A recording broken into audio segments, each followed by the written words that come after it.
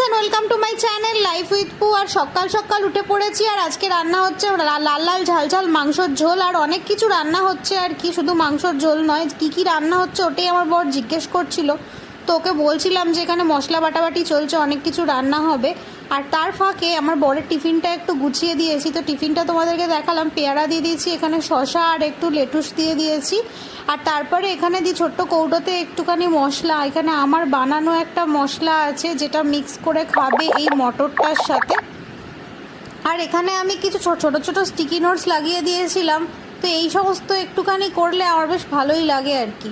তারপরে আমি রেডি হয়ে নিয়েছিলাম, দুপুরবেলা একটু বেরোচ্ছিলাম, বাড়ি যাচ্ছিলাম। তো এখানে চলে এসেছি এখন স্টেশনে বসে ট্রেনের জন্য অনেকক্ষণ অপেক্ষা করছিলাম।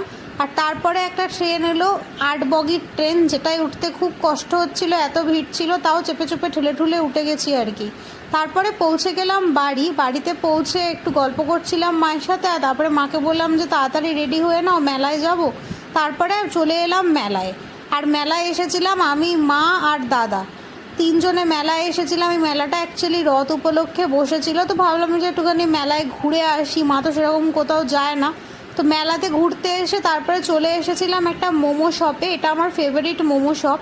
তো এখানে এসে মাকে একটু মোমো খাওয়ালাম, তো আইসক্রিম খাওয়ালাম। তারপরে গিয়েছিলাম আমরা কুলফি খেতে, এখানে একটা ফেমাস কুলফি শপ আছে, তো কুলফি খেয়ে নিলাম।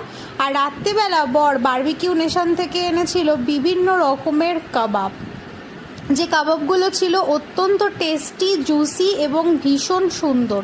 তো আমার আজকের এই ভিডিওটা যদি ভালো লেগে থাকে তাহলে টুক করে আমার চ্যানেলটা কিন্তু সাবস্ক্রাইব করে দিও। আর আমার ভিডিও কেমন লাগছে কমেন্টে অবশ্যই কিন্তু জানিও। আজ তাহলে আসি, টাটা, গুড নাইট।